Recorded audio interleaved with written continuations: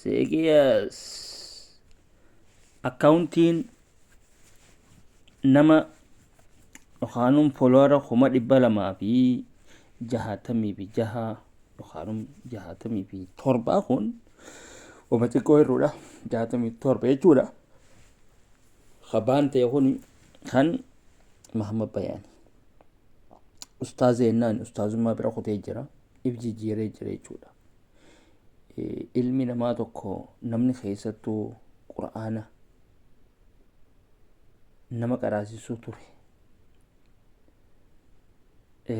Akkasitti qura'aana ol bahee qara'uu ture. Yeroo qara'u akkasi boohaa ture.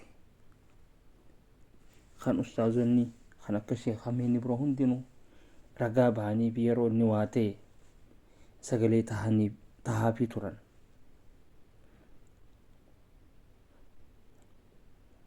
Sheekotiif ustaazota jidduu arraan tana obboleessi keenya kun jallateeti karaa irraa maqee waan adda addaa keessa seenee TikTok kanarraa akkuma isin agartanii waa hedduu laaqachaa jira.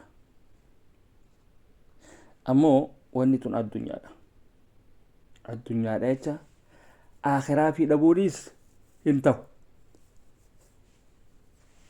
Ilmi namaa hanga fedhe yoo fiigee hanga fedhe yoo dalagees waan san achi dhiisee uma deema. Akhiraa tana waa takka illee odoo hin fudhanne deemta.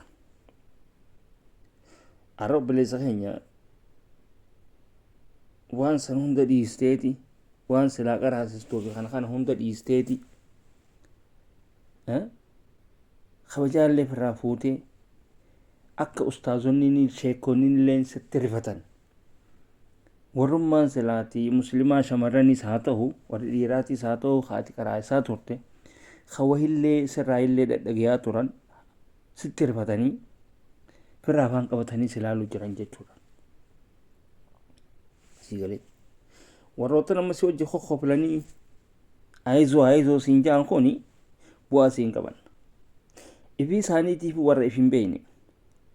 Ifii isaaniitiif warra if hin beeyne warra if wallaale. Namni if hin beeyne namni kaayoo fi karoora hin qabne nama halkanii fi guyyaa TikTok irra taa'u jechuudha. TikTok khasaaraa malee faayidaa takka illee hin qabu. Siigalee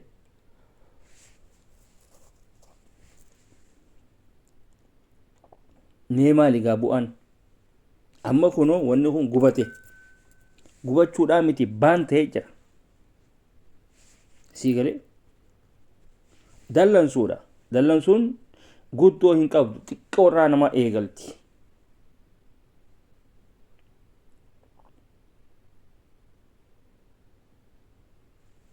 Siigalee dallansuun rabbii waan kana irratti sirraa dhaabbachuun waan gaariidhaan jaan.